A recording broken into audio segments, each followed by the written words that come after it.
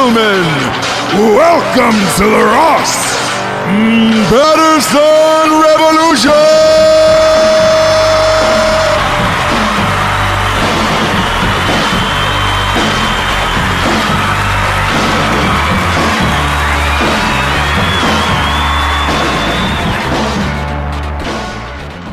Are you ready? Are you ready? Because we're here. We're live. Welcome to the Ross Patterson Revolution.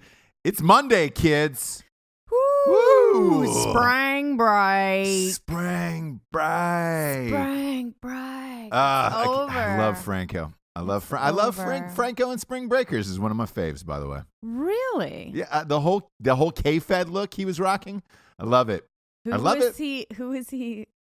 Who sued him because he stole their look? Oh god, that Razzmatazz fucking. Oh yeah, Razzmatazz. That rapper that it's like, he was never really famous. He was just kind of famous for looking the way that he looked. Yeah. Where you were like, you're not a real person. K-Fed. Yeah. It was like Rendezvous or Razzmatazz. Sure. Something fucking Riff Raff. That's it. Riff Raff. Riff Raff was his name. Yeah. Sorry about that. When you get somebody is famous and is popular, is riff-raff status, you're bound to get it confused with other pronouns and adjectives and whatnots. Yeah. Spring break. Spring break, it's over, Spring break. We went out on a boat this weekend. I know. That's really against our everything we stand for. I loved it. It's not. awesome. I don't. No, don't get me wrong. I don't want to own a boat. I enjoy going out on other people's boats. I just don't want to personally own about it. You. Yeah. I just don't. I don't personally want to own a boat. Yeah, no. You definitely want. I've talked about it before. With boats. Friends with boats. Yeah. Everybody I've talked to who has a boat says the two best days of owning a boat are the day you buy it and the day you sell it. Because everything in between, you got to clean it, wash it, all that stuff, it's like. Can you say that in like a Southern accent, please? Because that's like so. The two best days to own a boat are the day that you buy it and the day that you sell it. You sell it. Am I right? Because it's a lot of cleanup. You got to gas it. You got to dock it somewhere. You got to pay for that boat slip. There's a lot. There's a lot that goes into a boat. Having a boat, though, and the dream of having a boat is a sexy thing. Sure, like if you're the friend with the boat, it's like, oh my gosh, they have a boat. Yeah, and our friends who own that boat were amazing. Yeah, like the boat itself was amazing. We had a great time. Down through the cravats of Wilmington, North Carolina. There's a lot of cool shit. A lot of little islands. A lot of little docked on an island. A lot of little unused beaches. Yeah. Look, I know there's a topless one out there somewhere. We weren't there. You were definitely looking I was like, what do you keep searching the horizon for? You were looking. I thought there was a topless one. Yeah, you were looking for that topless. Because when we were in the Bahamas and I was on a Sea-Doo, wing wing, sure. brap Ray, brap. When I was brapping it up out in the waves, sure. I passed an island where there was some nude people. Oh, is that why you were why you took an hour and 20 minutes instead of No. 45? Because here's the thing: when it's never what you're hoping for. Sure. Whenever you go to a place where there's nude beaches or nude people, they're not. It's not like you're getting porn stars or just classic tens who are like European models who are vacationing together. Mm-hmm. Yeah, it's always just the sloppiest, weirdest. Mid to late 50s crowd of nudes where you're like, man, I don't want to see that. Well, hey, can you tuck your dick and balls away? I don't want to see that. Yeah, because when you get to the point where you're just super comfortable with your body, in your own body, skin, you're gonna be at a certain. It's too age. late. You're absolutely right. You're absolutely gonna be at a certain don't give a fuck. Yeah, because if you're hot and in your 20s, you're still super insecure. No matter what, you're like, no matter how great you look, yeah, you're still insecure of oh my gosh, is this too? Yeah, I mean, I don't know, but you're never going to go to an island of oh hey, it's all 21-year-old Arizona State sorority girls raging on an island when you're oh fuck. That's what you're hoping for. That's not going to happen. That is an oasis, a facade that does not exist. It's a shame. So yeah, that's all I'm saying. Right. But I think on the outer banks of North Carolina somewhere, there's a secret nude island.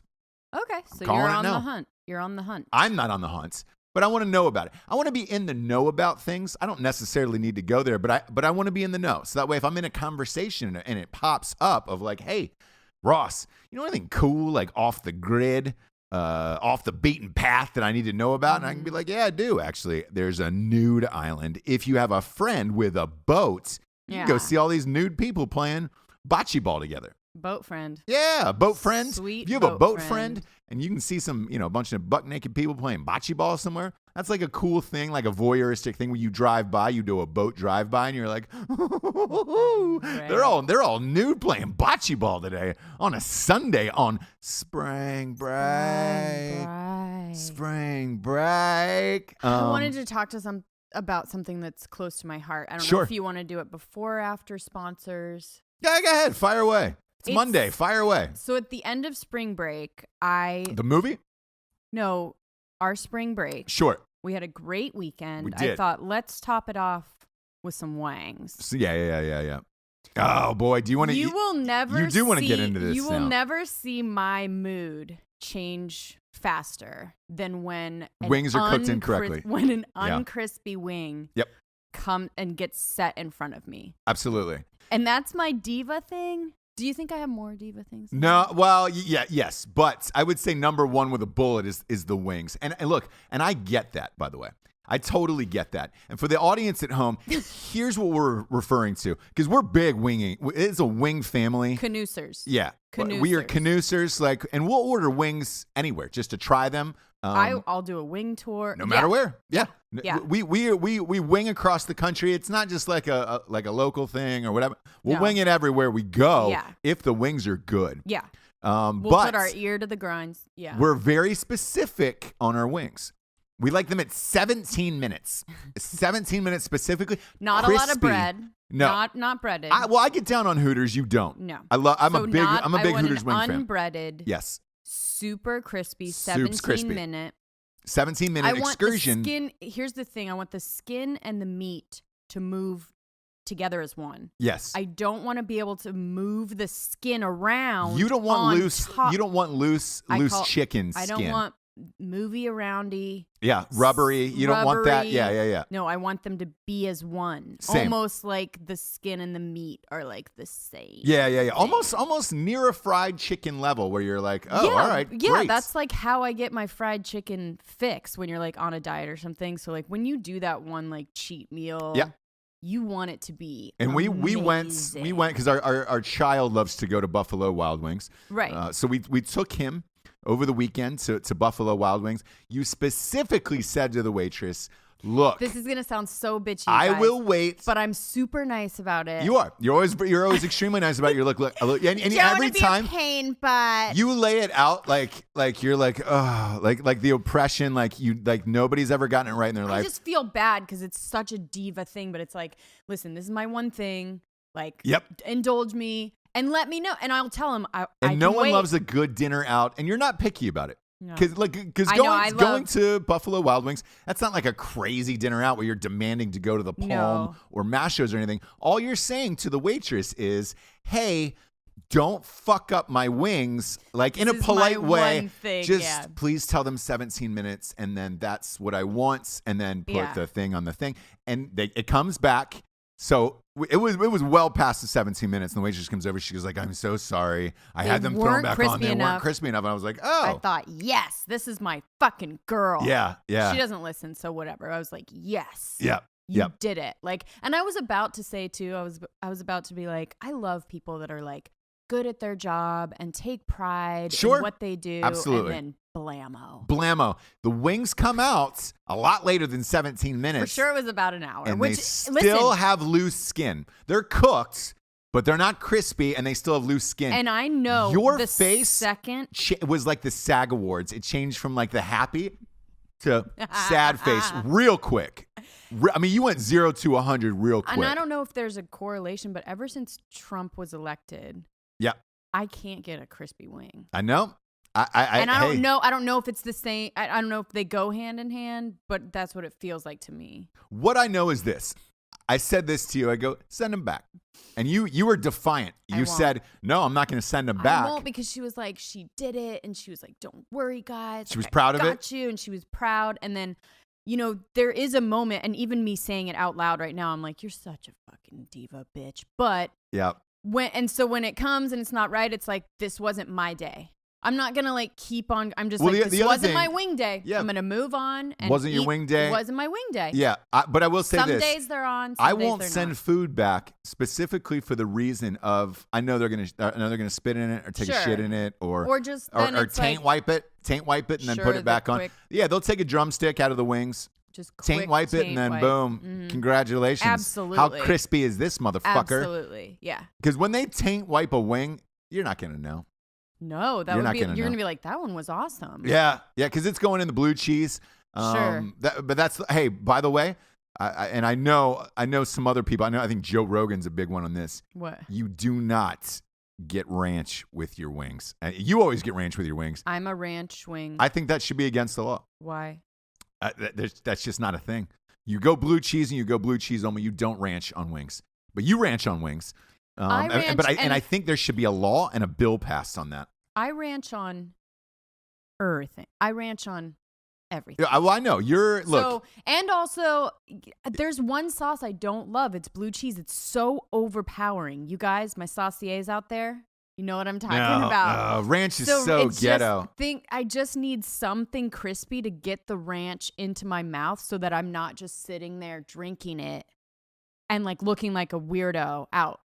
You know what I mean? So I need something to like pretend like I don't just want the ranch. Ranch is like putting like A1 on all your gross, meat. Man. It's disgusting, and I know that I'm gonna lose some followers over it. Oh yeah, you are. I'm gonna gain some too. I don't know. I don't know how many people are living in Hidden Valley ranch out there. You love ranch. I we've guess. talked about this. I know. For look, way I too know long. people who are just diehard ranch who it's just like, they're the reverse Beyonce where it's like, I keep a ranch sauce in my bag. I would. Swag. I know you would. Yeah. But they have it everywhere, so you don't have to. They have it in packets. But it's not so always shitty. like good. Well, ranch is ranch. Blue cheese is a different story. True. Where you really need to have a firm grasp of your blue cheese skills. Sure. But so your wings were shot. You were disappointed about it. It like ruined my week. Yeah, well, would you go that far? I think it ruined your night. It ruined my night. Like it definitely was like I was silent. I was just like, ugh. You really were. And I was like so happy. I thought it was going to be the night. She was so confident. You got blood. It fucked up your whole night. That's 17 minutes, not in a fryer. And that alone is so fucking weird to me. It's weird how 17 minutes in a fryer could ruin your night. It's weird. Yeah. I'm admitting that it's weird. I'm just saying if there's anyone else out there that loves into the real crispy wing, yeah, they'll know what I'm talking about. Look, I love a crispy wing as well, so I'm with you on this. Okay. However, I don't side with you on ranch, and I think we are a house divided. We are. And I think most wing establishments, if you will, should and I hate to say segregate, but I think we should bring segregation back. Half of the restaurant, if you're eating blue cheese with your wings, and if you're eating ranch, you should be sat in a different section altogether. I don't even want to see you. Okay. I don't even want to see you. Sure. So I think there should be that blue cheese ranch. Pick a side. Bloods and Crips, you choose. So that's what it is to me. Be eating together. Well, if this law is passed, okay. the law that I'm asking for Congress to pass is this: segregated wing restaurants for blue cheese and ranch. Mm-hmm. And then also, look, if they don't get the crispy rights, it's time to riot. And I'm talking Berkeley Antifa riots where there's a paid group that tears down the fucking Like, I get it on that. But in the meantime, we got some sponsors, Jabes. Okay, who pay for this. That was a big girl rant to start off with. I wasn't a rant. I just needed to get it out because I wasn't gonna. That's what a rant is. You got to get it off your chest. You got to be who you are, and I love that about you. That's why I married you. So you take a stance, and I'd love to see a portrait of you with like a wing just above your head, like a women's rights wing, like that we can do it. Yeah, thing, exactly. But with a wing. Yeah, exactly. Okay. That's what I'd like to see. Maybe somebody will send that in. We have to stop asking people for stuff. Like, it's just like we just want free things. It's like, not just, that. Why have a podcast if you're not doing weird shit? You know? It's true. You've got a picture of David Koresh behind you, for Christ's sakes. Like, anything is possible. Koresh. And everything is possible with the sponsors. First up, we got straightrazors.com. Woo! You know what? I look forward to shaving every single day because of straightrazors.com, and that's no lie. I use the razors. I use their aftershave. I use their cologne. They've even got shampoo and conditioner. They got beard oils. They've got the #1 ranked aftershave and cologne in the entire world. And whatever that aftershave is in it, it's like it seals up your face. So when you put it on, not only does it... Oh, it like closes your pores? Yes, kind of? close your pores. Nice. And it stings just a little bit. And that nice sting where you're like, oh, shit, this is working. God damn, this is Smells working. Awesome. I know. That's what I can attest to. I don't use it. But. Smells amazing. I've never had razor burn. I've never had shit on that. I feel like I've been living the last 30 years of my life as a fraud. It's some kind of sham because I've never used straight razors. And then they came on the show. They were incredible. And I'm like, God damn, I need to get this. And they have the finest kits that you could possibly buy. And if you have one of these kits on your counter and a woman walks into your bathroom and says, oh, shit, he's got a dope-ass straight razors kit. Like, you're getting an extra beej. You're getting an extra beej. And that's facts. Go to straightrazors.com. Type in the promo code REVOLUTION. You get 20% off. God, I love them. I really do. It's my face. It's one of my faves. Like, look, there's been some sponsors on the past on this show and a sister show that I have, Drinking Bros, and I'm just like, I'm not that. Some of these sponsors I'm not that crazy about. The ones we have though, I fucking love, and like I hope they stay forever because it's easy promoting shit that you actually like. Yeah. Straightrazors.com, promo code REVOLUTION. You get 20% off. They got the best goods in the biz. I promise you. Next up, old fave. An old fave. I'm talking about StrikeForceEnergy.com. Yeah. Boom, boom. Oh no. Yeah. That was a lot. It's Monday morning. Okay. Starting off with a rant. Spring break is over. Spring break. So I need to get my energy back up. Here's the thing, kids. StrikeForceEnergy.com. Kick the can. You don't need the can anymore. You got a little tiny tin pouch. This is it right here. StrikeForceEnergy.com. Boom. Rip it, grip it, dump it in the water. You're good to go. Or they got the bottles now, the 750 milliliter bottles. Couple squirts, any liquid, by the way. It doesn't have to be water. It can be beers. It can be liquors, liqueurs, Kool-Aids. You name it. StrikeForceEnergy.com is the fucking future, and the future is now. Remember when you were a kid and you had a astronaut ice cream for the first time? And you're like, oh my God, is this what I'm going to be eating in the future? I don't know yet. It's still to be determined. Probably because it tastes like shit. This tastes amazing, and it goes in anything. You can stop buying Monster, Red Bull, all that stuff. Go to StrikeForceEnergy.com. Type in the promo code REVOLUTION. You get 20% off. They ship everywhere in the entire world, and they have a subscription of the month club. So these little guys, these boxes of 10, just show up at your house once a month, and you're good to go on all your energy drink needs. Last but not least, I'm talking about At Night She Cries While He Rides His Steed, the first ever romance novel for dudes. James, can I get the horse noise? Wow, you had some rest. You had some rest over spring break. That sounded good. Now you're coughing it up. At Night She Cries While He Rides His Steed, the first ever romance novel for dudes, the funniest book ever written by the greatest author of this or any generation. I'm talking about Ross Michael Orenthal James Patterson. Don't know him. If you don't know him, find out about him. And you know where you can find out about him? Amazon.com, BarnesandNoble.com, Walmart.com. All the .coms have it. Audible.com. It's the greatest Audible book ever. It's the only 5-star Audible book there is. Pick up At Night She Cries While He Rides His Steed.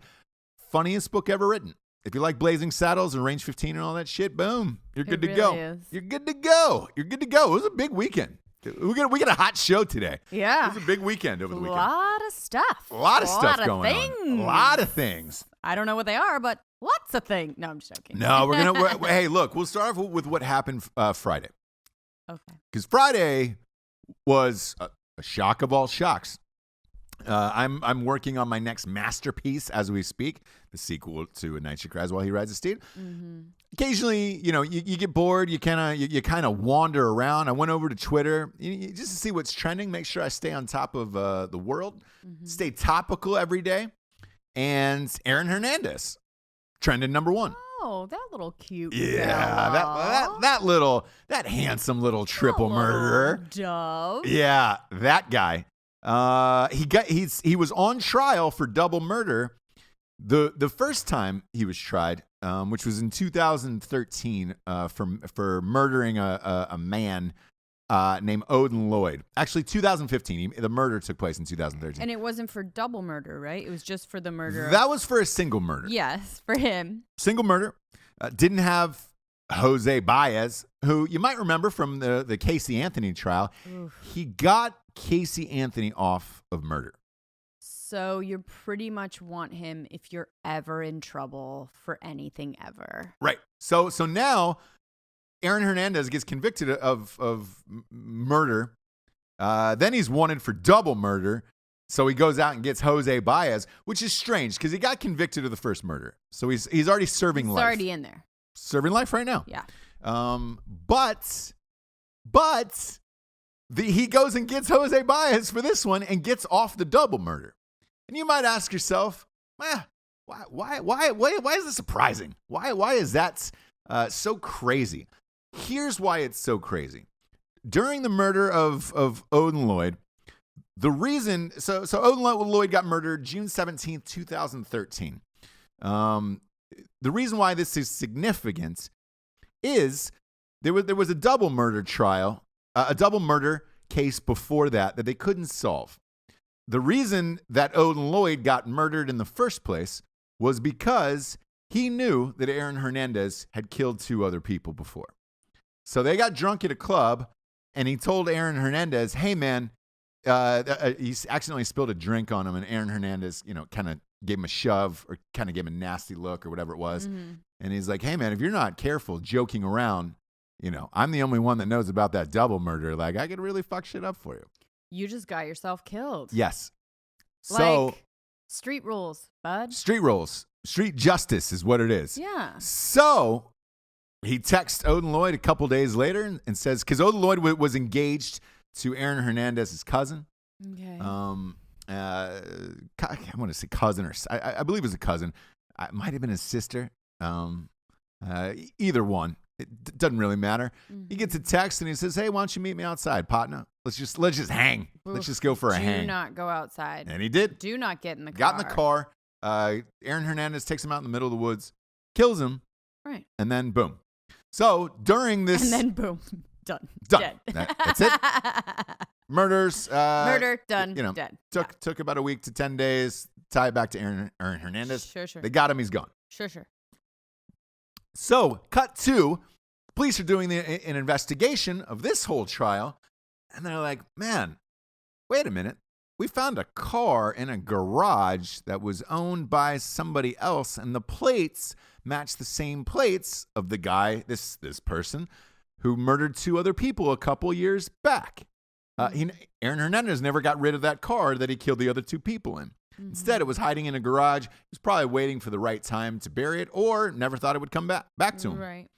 So when the double murder trial went down, he's on trial for the double murder because he killed this other guy, which he was already convicted for. Right. Already convicted for. So you already had a life sentence conviction of this guy because he wanted to give up Aaron Hernandez for killing these other 2 people. Do you know what his defense was that he got him off with?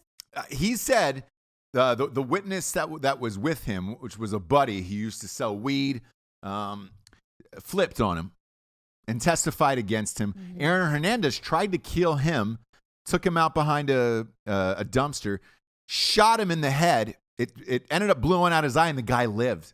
The fucking guy lived. Yes. So he went in, took immunity from the state and said, hey, man, I'll testify against Aaron Hernandez and tell you everything I know. Mm-hmm. But you got to give me immunity and you got to send me away because I'm going to get killed. This guy gets on the stand for 3 days, missing an eye, the whole shit. He's got a glass eye. Tells the whole story of how Aaron Hernandez killed these 2 people, killed the other person, and gives the whole backstory of all of Aaron Hernandez's life. Mm-hmm. Jose Baez goes in there and says, look, this guy's been convicted of weed. He's a drug dealer. Not that Aaron Hernandez was something sweet himself. Sure. Somehow manages to talk this jury out of convicting him for this double murder. So now he gets off, and you can't retry it. It's double jeopardy. So he got away with 2 murders.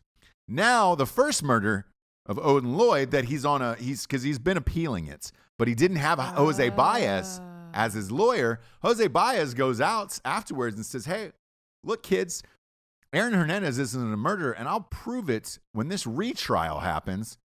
I'll be his lawyer in that one. Now, if he goes in and gets off Aaron Hernandez of the other murder, hiding the other double murders, greatest lawyer of all time. Greatest lawyer of all time.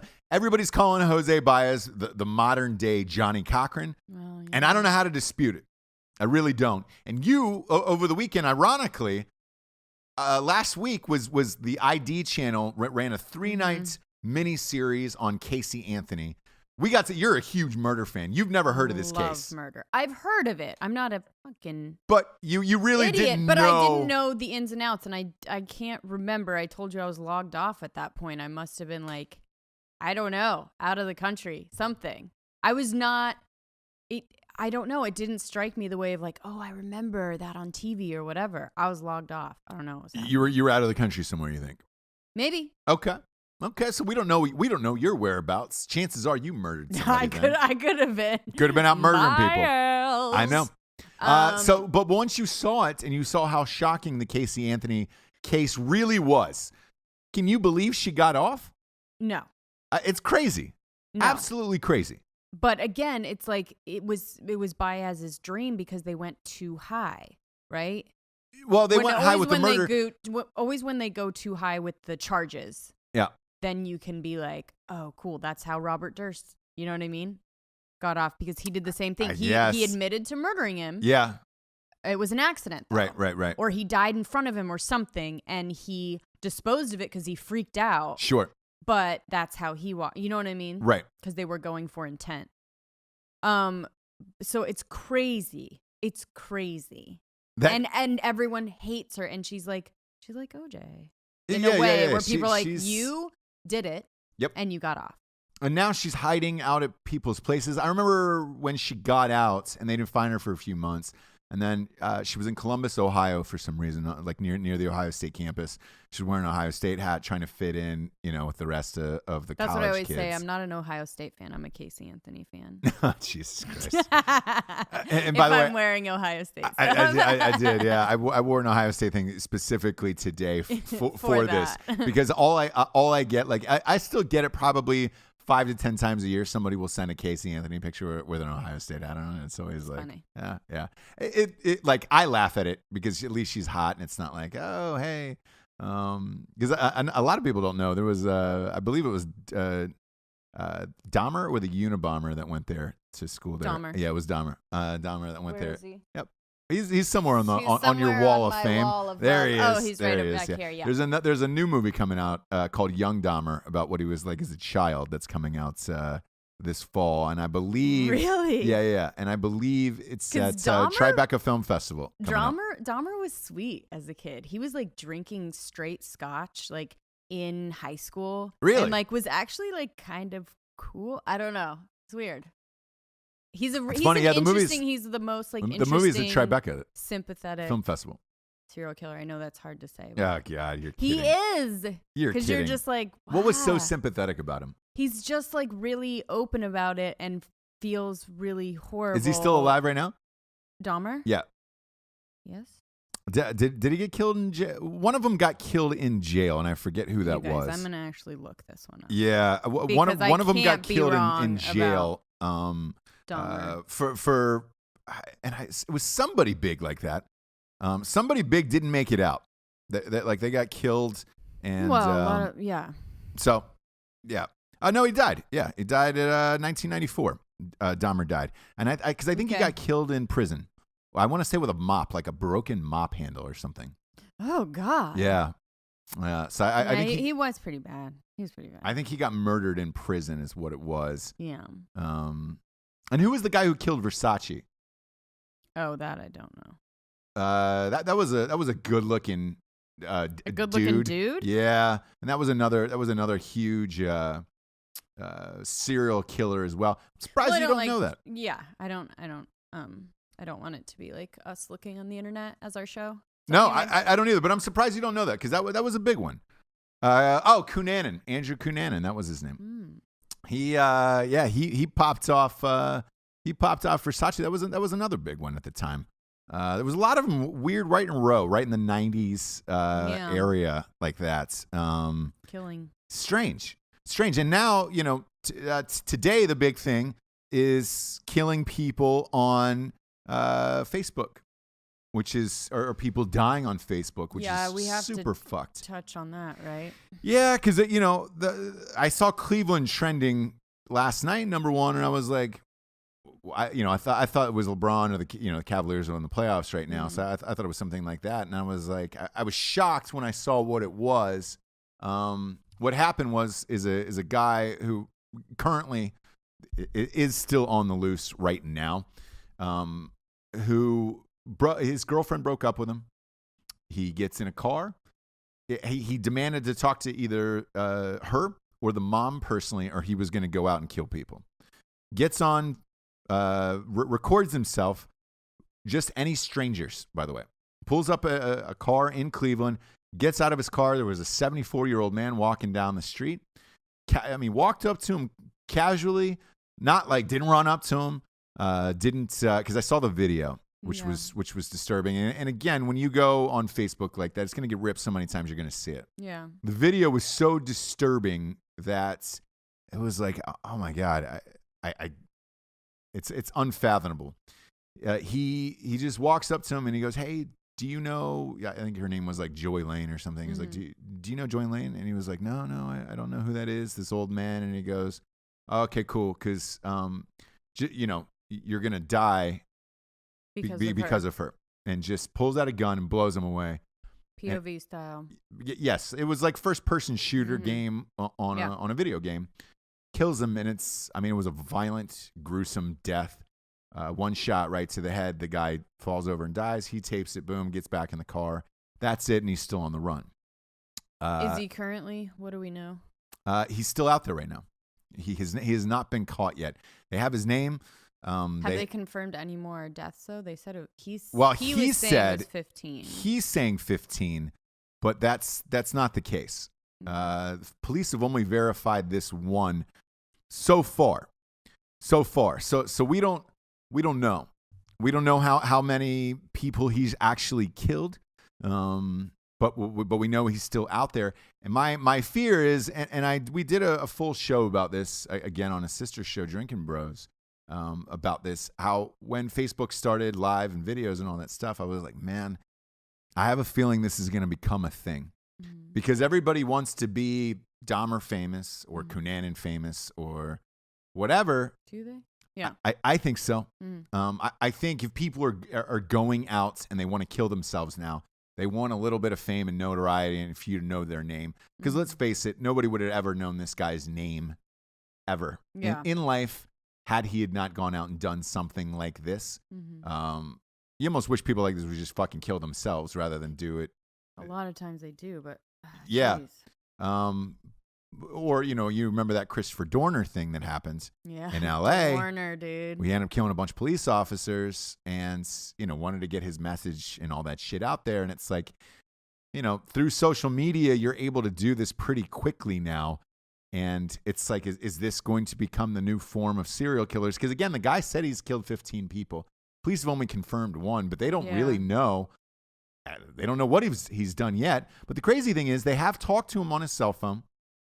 They know the make, model, and car because that it was all on the video. They still don't have this fucking guy yet. So I don't know if this is going to become the new form of killing or serial killing or whatever. But God damn it, if it's not sad. Like watching this was just so sad. Yeah. It was a 74-year-old man, and you're like, Jesus Christ. But yeah, a lot of weird murder stuff, and a lot of weird murder shows are popping up now. Like this has become the newest fascination. I mean, you know. It's not that new, but murder for entertainment. Well, and it's I would hard. say because of podcasts too, which Yeah. Serial. Is S-Town, is that murder as well? A little. It starts out that way. S-Town just is a game changer. It's different. It's not. What's so different about it? Because I see it it's number one in the world on podcasts. What is so different about it? First of all, it's done really well. It's by the people that did Serial and This American Life. So it's obviously they have a whole team of producers. It's amazing. Is this American Life? Is that murder as well, or is that not? No, it's not. Okay. That's just a really produced show. It used to be always number one. Yeah, it's absolutely. one of the first absolutely radio shows to go podcast. Right. Basically. And storytelling, investigative reporting, and just a really great story. But right, and for somebody like me, by the way, the reason why I don't watch it is I read the news so much and I watch the news so much. It's not news. Right, but I try to stay current and all that stuff. I don't want to hear fictional stuff like... It's not fiction. It's not fictional either? No, it's What not. is it?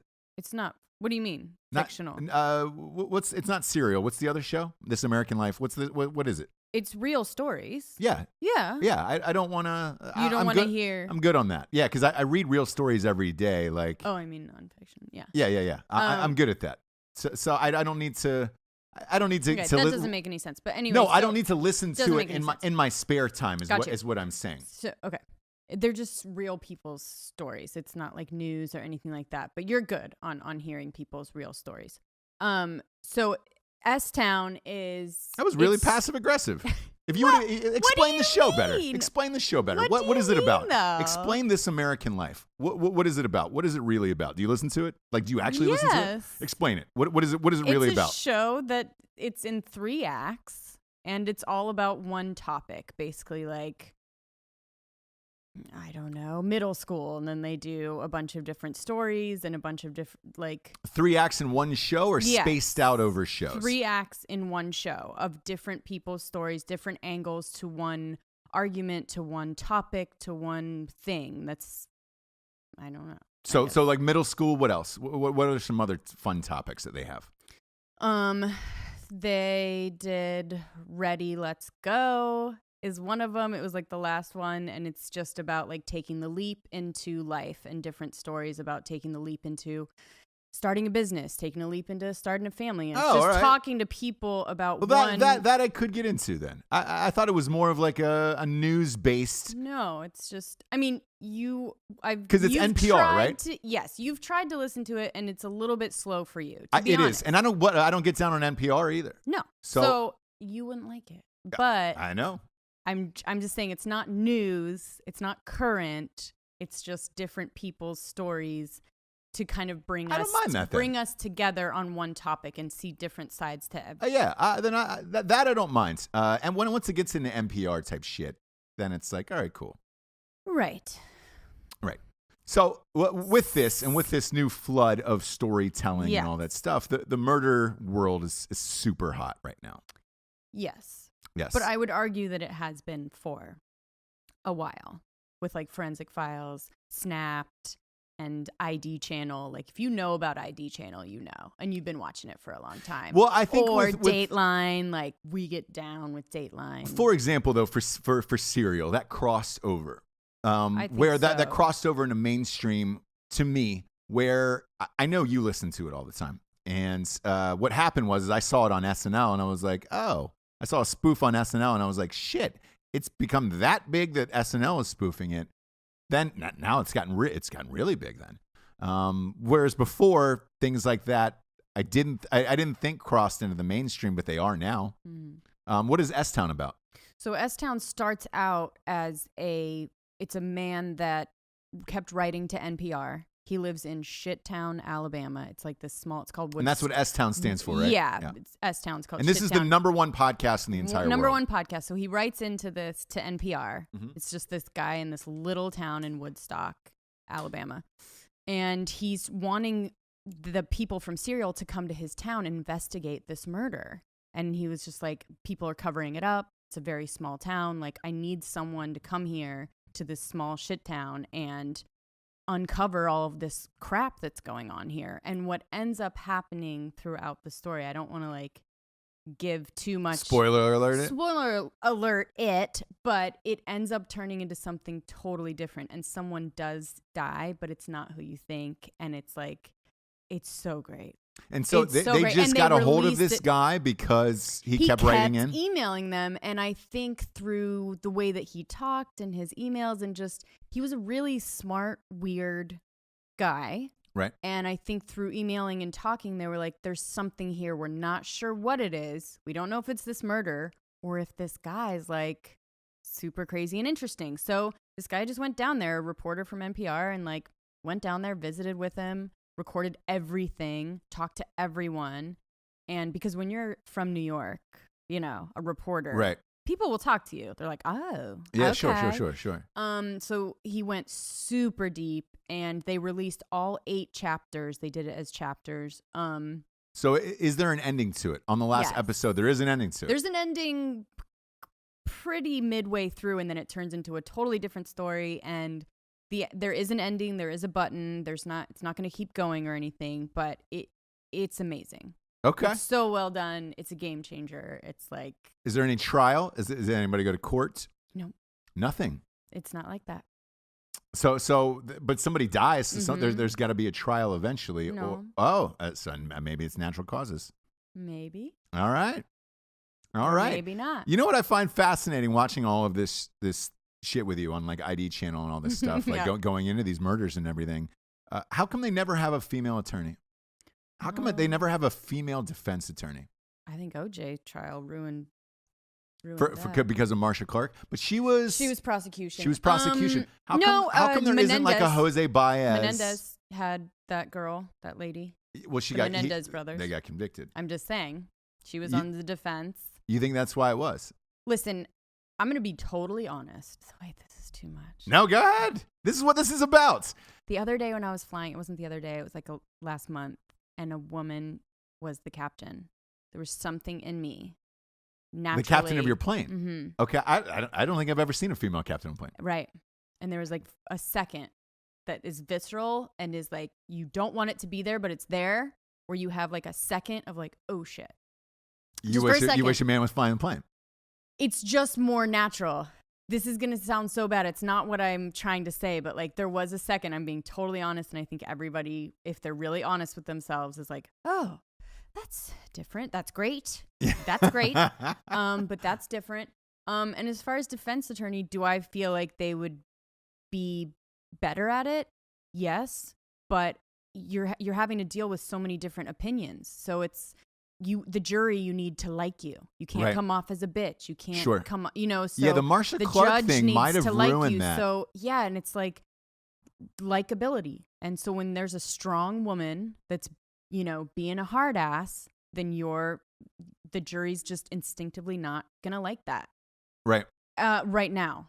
Maybe in the future, everything will change and there'll be women flying planes all over the place. But I think that's what it is right now, right? Yeah, it's deal with so many interesting to hear factors. A woman say, hey, there is some jobs I don't want a woman to do. It's not that I don't want them to do. And I'm sure she was great. And once I got out of the plane landed, you got where you needed safely? No, once I got out of that momentary instinct of like, oh, shit. Yeah. Then you kind of go like, of course she would be better at making sure everything's taken care of and everything's what I mean? Like, yes, this makes sense.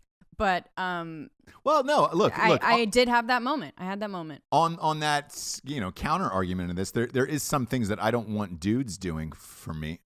Like getting my hair cut. Okay. I don't ever want a dude to cut my hair. I just don't. All right. Not because I don't think they're qualified or whatever. I just trust a woman better simply for the fact that, when you go out in public or whatever you're doing, hair is a big deal to guys. Mm-hmm. If you're going to bars, if you're going out, you want to look nice. You want your hair to look nice. Why? Because you want women to find you attractive, your wife to find you attractive, whatever you're doing. And the only person I trust with that is a woman to shape and sculpt it and do it to be like, hey, great. I did a good enough job, or you look fine enough that I feel proud of you to walk out into the world where you're like, all right, cool. If that makes sense. This woman who cuts my hair. Is there anything else like maybe a little bit above like a service industry that you want women to be doing? Above a service industry? Just like a little bit above like hairdressing or cooking your food. Yeah. It's manual labor stuff. Like if my mechanic popped out and it was a girl, I'd be like, but what about like your taxes or your taxes? I have no problem with that. Yeah.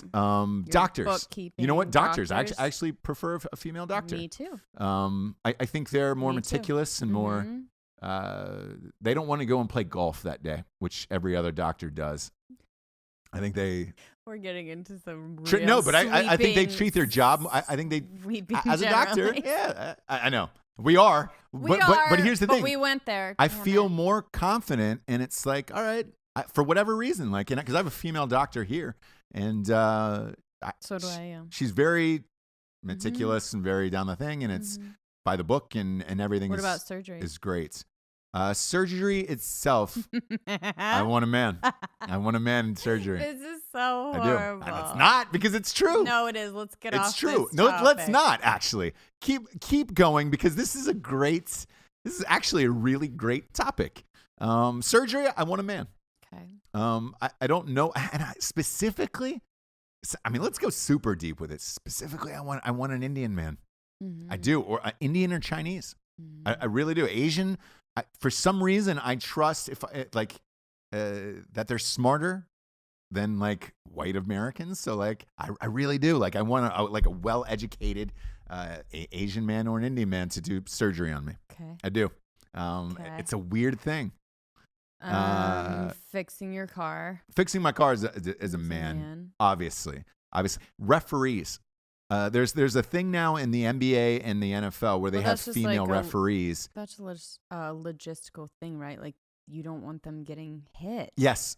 And it's simply for their safety, not mine. So when I watch them, that's an instinctual thing too. Like, it is, maybe she's like, hit me. I know, but it's a distraction for me where like I find myself, because I was at a game where the first female NBA referee was reffing, and a fight broke out. Like there was a fight, and I was just like, oh shit. She got in there and tried to break it up, but like the two other dude referees got in there and really broke it up. And I was like, man, I don't want to see this woman get punched in the face right now. Yeah. Like, that's a little too much. There's also one in the NFL. Teachers teaching your kids. Teachers, females, all females. Professors, everything? Kind of, yeah. Yeah. I'm down with that. Highest level. I think they care. I think there's a sensitivity, and you care more and when you're teaching a child, in particular younger children. Like, I think it's just for me, I just think it's more comforting that it's female teachers, because I think they're But that's what I'm saying, all the way up into the professor, like dean of school, like that level. I don't mind it at that level. It's either because again, I went to college, and it was like, I had male and female professors, and it didn't really make a difference to me at that level, where it was just like, I didn't really care. Knowing what I know now, looking back at college and professors and all that stuff, and like kind of, speaking at a few and knowing the inside thing of like what it's really like. Most professors just want to get tenure, and they just don't give a shit. And you're paying so much money that you're like, all right, cool. So that's one of them where it's not necessarily the thing. Dentist. I want a male dentist, though. I don't know. I had a really good female dentist. I did. Like, awesome. I had a great female dentist assistant as a kid. And truthfully, she did all the work. So yeah, I would say yeah. On that one, I would definitely say yeah. You definitely want some sensitivity and caring, as you say, is our traits. Yes. That are the best. Yes. You definitely want that in your mouth. For me, yeah, she was great. What was I gonna say? But something else. What other profession? Yeah. Filmmakers? Oh no. You've dealt with this. So TV executives, you've dealt with both male and female. Oh boy, right? I could. Now this one I could rail on men. You want them to be yes. men? Yep. I want them to be men, and the problem is like a lot of them are women at a lot of channels, and it's just they don't get male humor and all that stuff. Like it's gross and producers. Look, a hard ass. If you meet a powerful female producer, she's gone through some shit. Yeah, and she's used to it being a boys' club. Mm-hmm. So a good, strong female producer, they went through some shit, and they're a hard ass. Yeah. You're just like, all right, cool. Yeah, I'm going through some shit. Yeah. Right now. I had you know what? Yeah, exactly. You just get shit on, you guys. You get tested. But that's what it is. Yeah. That's what it is. And I had a female entertainment lawyer in Los Angeles for a while. How was that? Here's the thing. She was attractive. She was really attractive. And when we went in there, it was my buddy and me, Joey. We shared the same attorney for this show and for other projects we did together. We went in there, we were like, and they were like, oh, hi, so-and-so is going to be, I'm not going to say her name because she ended up going super high powered jobs where it was like, but I'm talking like head of Yahoo, head of like studios, and you're just like, God damn it. So when we walked in, and we were, I want to say, it was like 06. So we were, I want to say we were in our late 20s, 27, 28, somewhere in there. When we had this, and they were like, hey, we're going to have this hot ass lawyer thing. We got in there, me and him were looking at each other. We were like, God damn. And like immediately we started hitting on her. Sure. Shot us down with just like, cold as ice of just like, hey guys, can we put you can't show any, she was like, can we stop the shit here? She goes, do you know how many times I've been hit on this in an all male industry like this? And I was just like, oh, all right. I'm really, really sorry. And this contract she negotiated for us, she was a flat out gangster and got shit done, where it was just like, God damn it. And it was, so I don't mind a female entertainment lawyer. Okay. A trial lawyer is a different thing if I'm trying to get off a murder, but female entertainment lawyer, she was a boss, a gangster. But I will say one thing though. Okay. After the deal was done, this massive deal was done. I had to go and work on this project for about 18 months. So another contract for myself wasn't coming in for a while. Mm-hmm. About 3 or 4 months after the contract was done, bring, I got a call. She wanted to go out. No. Yeah, cracked through the shell. Through the shell. But I got to the inner workings of it. Never married, never had kids. Her family had always wanted her to get married and have kids and all this shit. But the job of being a lawyer, she said she had worked her ass off too long and too hard to get to the position she was in. She was like, I'm not going to give that up and take a backseat to somebody and have a family over it. And I was like, boss ass bitch. And she jumped again to like the head of, I want to say it was Yahoo or Amazon, somewhere powerful, and then a studio and whatever. And she's richer than God now. And I randomly came across her on Facebook. She friended me a while back, and no family or kids or nothing. You can't. And I think that's one of those things to put a bow on this.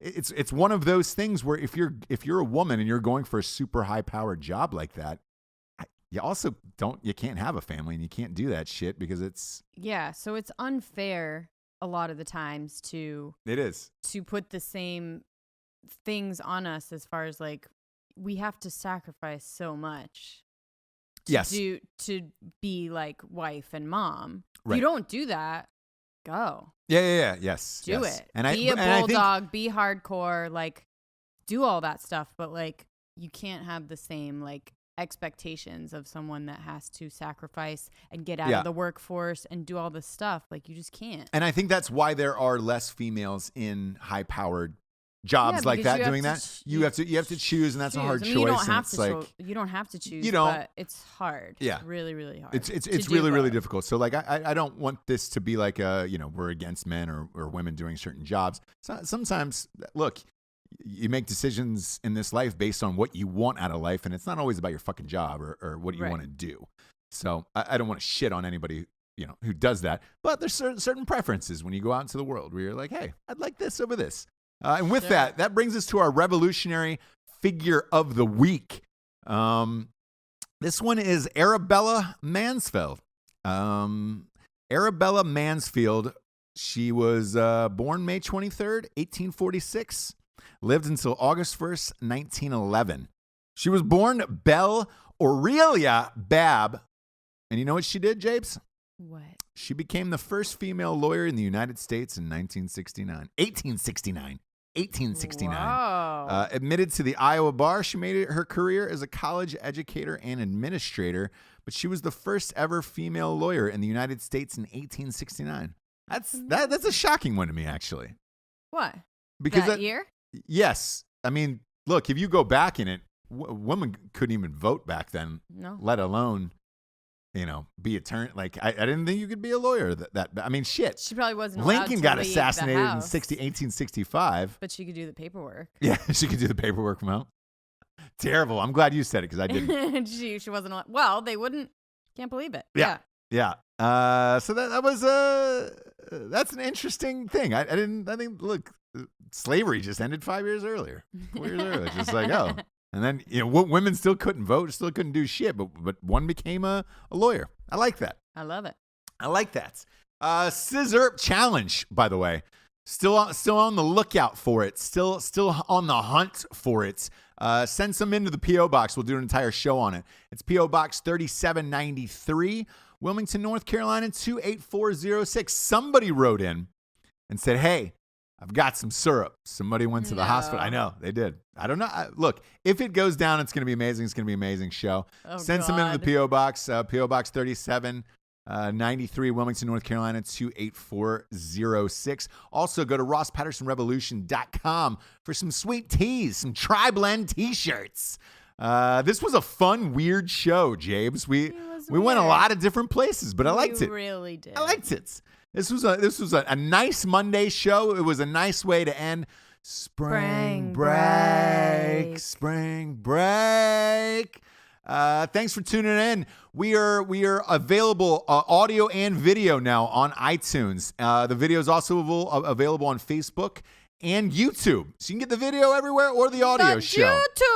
The YouTubes. Get it. Go get the Ross Patterson Revolution. For Jesse Wiseman, I'm Ross Patterson. Good night, everyone. We are out of here. Good night. Good night.